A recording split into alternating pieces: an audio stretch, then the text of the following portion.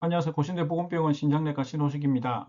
하나님 도우심 중에 귀한 자리에서 발표하게 되었습니다. 발표할 기회를 주신 이종수 회장님과 좌장을 맡아주신 김중경 원장님과 한승혁 교수님께 감사드립니다. 오늘은 마지날 도너 키드니에 대해 배분, 또 확대 사용의 찬성 입장으로 주제를 말씀드리겠습니다. 미국 기준으로 한 9만 2천 명 신장 이식 대기 명단에 올라가 있고 매일 평균 10명이 대기 중 사망하고 있습니다. 연간 이식 건수는 소수여서 공급과 어, 수요의 격차가 심각한 상태입니다. 이 격차를 해소하기 위해서는 마지널 도너 키드니의 확대 활용이 필수적인데요. 우리나라도 사망 공여자 부족과 고령화로 동일한 문제에 현재 직면해 있는 상태입니다. 변연부 신장은 두 가지 기준으로 정의됩니다. 확대 기준 공여자 이 시대의 경우에는 60세 이상 뇌사 공여자 또는 50에서 59세면서 고혈압, 그 다음에 크레아틴 높고 뇌 혈관 사인 중에 두 가지 이상 충족하는 경우입니다. KDPI의 경우에는 10가지 인자를 반영한 연속 점수인데요. 85% 초과 신장의 경우에는 고위험으로 분류돼서 폐기율이 한 45%에 육박하는 걸로 되어 있습니다. 보통 이분법이 아닌 연속 점수 기반의 KDPI 활용이 보다 정교한 의사 접견은 가능하게 한다고 생각이 됩니다. 미국에서의 신장 폐기율을 보시게 되면 2021년에 25%까지 해당되고 있습니다. KDPI 90% 초과되는 신장의 폐기된 오드 레이셔 같은 거의 2배가 되는데요. 또 심각한 것은 폐기의 60%가 수혜자를 찾지 못함이란 것으로 의학적 사유가 아닌 것으로 되어 있습니다. 레이블링 효과도 현재 있는데요. 동일한 공여자 위험 지수를 가진 신장이라도 KDPI가 86%로 분류되면 85% 대비 유의하게 더 많이 폐기됩니다. 즉 행동적 편향이고 변화의 가능성이 있다고 생각이 됩니다. 핵심 질문은 변연부 신장 이식이 투석보다 생존 이득을 제공하는가입니다. 여러 데이터에서 대답은 명확하게 예라고 할 수 있습니다. 주로 생전 교차점 이후에는 보통 이식 후 한 1.2년 정도 되는데 이후에는 이식 수혜자의 누적 생존율이 투석 환자보다 훨씬 높아지는 걸로 되어 있습니다. 영국에서 포함한 대규모 레지스트리 연구 같은 경우는 모든 ECD I형에서 투석 대비 생존율이 훨씬 높은 걸로 되어 있고 캐나다에서도 역시 비용 효과 외에 효과적인 걸로 되어 있습니다. 수명 매칭 같은 경우는 공여 신장의 예상 기능 수명하고 수혜자의 기대 수명 일치시키는 전략인데요. 젊은 수혜자에게는 내구성 있는 신장이, 고령 수혜자에게는 변연부 신장이 적합한 걸로 생각하시면 되겠습니다. 유로 트랜스플란트 시니어 프로그램 같은 경우는 20년 이상 65세 이상 공여자와 65세 이상 수혜자를 매칭하는 방식으로 운영되어 왔는데요. 고령 수혜자의 대기 시야간을 상당히 단축시켰고 고령 공여 신장 이용률을 크게 높인 걸로 되어 있습니다. 독일 연구 보시게 되면은 ESP 하에 수혜자 연령군 1년 이식변 생존율 같은 경우는 거의 100% 가까이 되는 걸로 되어 있고요. 오전 생존율은 한 60에서 70%, 임상적으로 상당히 의미 있는 결과로 생각됩니다. ESP 도입 이후에 고령 공여자 이용 가능성이 2배로 증가했고 고령 수혜자의 대기 시간도 유의하게 단축되었습니다. 투석 유지하는 것보다 훨씬 의미 있는 결과라고 생각됩니다. 2025년 AJT에 발표된 주요 연구를 보시게 되면 KDPI가 안정적인 지표가 아님을 밝혀졌습니다. 공여자 풀이 변화함에 따라서 KDPI는 매년 재보정되고 2024년 KDPI 86% 신장은 2012년 동일 KDPI 점수의 신장보다 이식편 부전 위험이 훨씬 높은 걸로 되어 있습니다.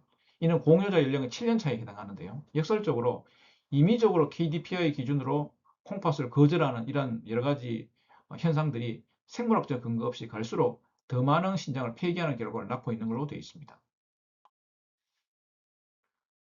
최근에 그 기계 관육 시술이 변연부 신장 활용에 아주 좋은 방법으로 알려져 있습니다. 상온 기계 관육 같은 경우는 장기를 생리적 상태로 유지해서 이식 전 실시간 생존 가능성을 평가할 수 있게 하는데요. 최근 메타 분석에서는 상온 기계 관료가 지연성 DGF를 오드 레이시로 상당히 감소시켰고 2025년 최근 연구에서 보시게 되면은 최근 일상시험에서는 최대 24시간 상온 관류 후 30일 이식편 생존율이 100% 해당되었습니다. 이러한 기술로 통해서 사용 불가로 간주되던 신장의 이식 가능성을 직접적으로 훨씬 높이고 있다고 생각됩니다. 레부치 점수의 같은 경우에는 신장 이식 전 생건 기반 조직학적 평가 체계가 되는데요. 네 가지 항목으로 구성됩니다. 사구체 경화증, 세뇨관 위축, 혈관 병명, 간질 섬유화, 각각 점수를 매겨서 총 최대 12점으로 표현하게 됩니다.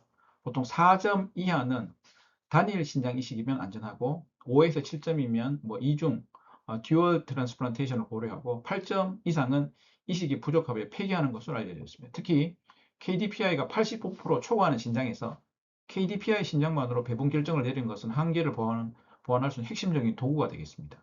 생건 기반으로 배분 시에는 KDPI 80에서 90% 범위의 폐기율이 그 45%에서 거의 15%도 줄일 수 있다는 여러 가지 연구 결과가 있었습니다.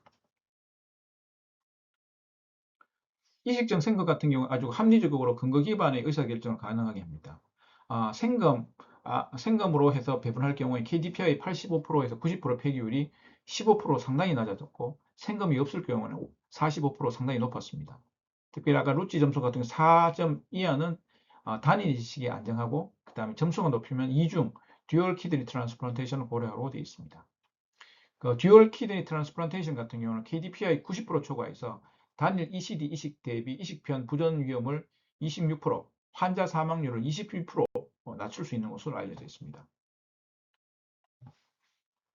낙인 효과가 있는데요. 동일한 공여자 위험 지수를 가진 신장이 KDPI 높게 분류되면 KDPI 낮은 것 대비 한 5에서 6%포인트 더 많이 폐기되는 걸로 되어 있습니다. 이는 생물학적 차이가 아니고 행동적 편향으로 생각할 수 있게 되겠습니다. 면역 억제제 전략 발전도 그 변연부 신장 이식 결과를 향상시키고 있는데요. 타크로림스 도입이라든지 스테로이드 또 스페어링 효과 요법이라든지 ATG 활용, CNI 최소화를 통해서 DGF 발생률이 2003년 35%에서 2011년 30% 미만으로 감소하였습니다.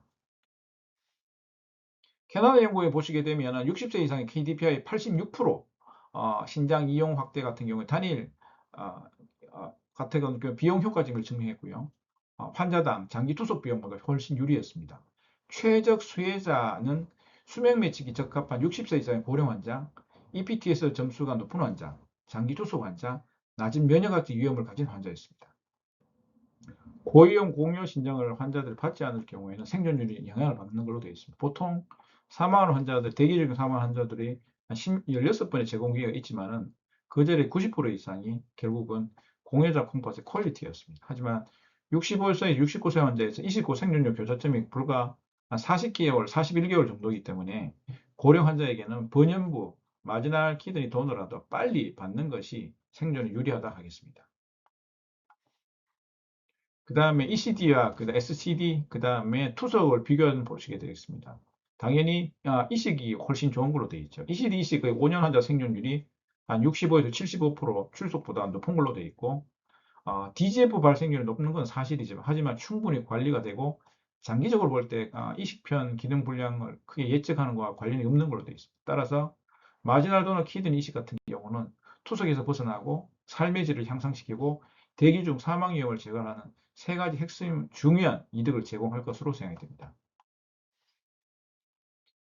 ECD 신장이 DGF 발생률이 높다는 건 사실이지만 DGF 같은 충분히 관리가 되고 이제 같은 경우는 하락 추세이고 그라프트의 장기 이식편의 서바이벌과는 크게 관련 없는 걸로 되어 있습니다. 그 다음에 자원 낭비 우려 같은 경우는 장기 투석 비용과 비교할 대기 중 사망이 높은 걸로 비교하면 크게 관련 없는 걸로 생각되고 수명 매칭 같은 경우는 젊은 수혜자가 마지날 도너 키드니 받는 상황을 반전하는 걸로 되어 있습니다. KDPI 85% 기준점은 임의적이고 매년 변동하는 지표이기 때문에 유일한 거절의 근거가 될 수 없을 것으로 생각됩니다. 우리나라는 세계에서 가장 빠르게 고령화되는 국가 중에 하나인데요. 사망 공여자 풀에서 고령 및 고위험 공여자 비율이 증가하고 있습니다. 중국 연구를 보시게 되면 아시아 이식 집단에서 KDPI 기반으로 ECD 신장 배분의 타당성을 입증했는데요. 코노스 배분 시스템은 유로 트랜스플란트 시니어 프로그램과 유사한 수명 매칭 정책의 도입을 좀 적극적으로 검토해야 될 것으로 생각됩니다. 기계 관류 기술 도입과 그 다음에 바이옵시 기반 배분 시스템 구축이 병행되어야 하는 것이 필요하겠습니다.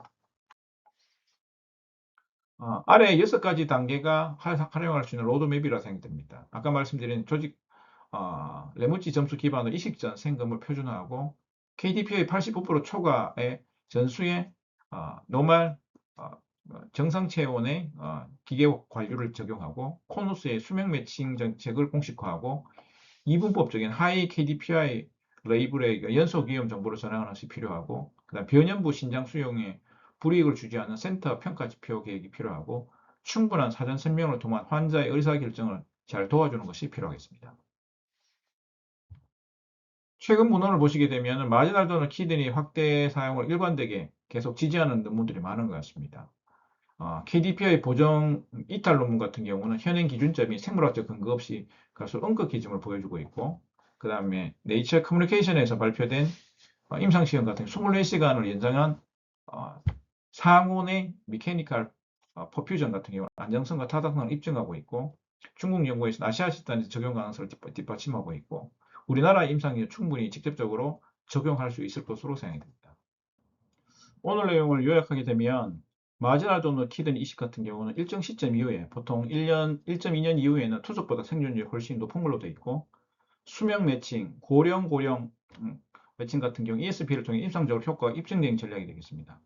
이 폐기율이 높은 것은 생물학적인 요인이 아니고 행동적 편향에 대해서 비롯되고 있고, 기계 관류 기술의 개발이 변연부 신장의 안전한 활용을 가능하게 하고, KDPI 기준점은 임의적이고 변동하는 상대적 지표로 활용하는 것이 필요하겠습니다. 그리고 윤리적, 경제적으로 마지널 도너 키드니 신장 확대 같은 경우 아무나 정당하고 필요할 것으로 생각됩니다. 결론입니다. 최근 근거를 보시게 되면 마지날 도너 키드니 이식 콩팥의 확대 사용에 여러 가지 좋은 근거들이 많은 걸로 생각됩니다. 수명 매칭 배분 같은 경우 공여장기 수용과 수혜자 이득을 동시에 극대화할 것으로 생각되고, 오늘날의 여러 가지 의학기술 발전이 안전한 확대 사용을 실현을 가능하게 하고 있습니다. 이 폐교율이 높은 이유는 공연자 콩팥의 품질에 대해 불가피한 결과가 아니고 충분히 행동적으로 바꿀 수 있는 문제로 생각됩니다. 여러 가지 우리 결국 실행해야 될 의지가 있느냐에 대한 문제로 생각됩니다. 경청해 주셔서 감사합니다.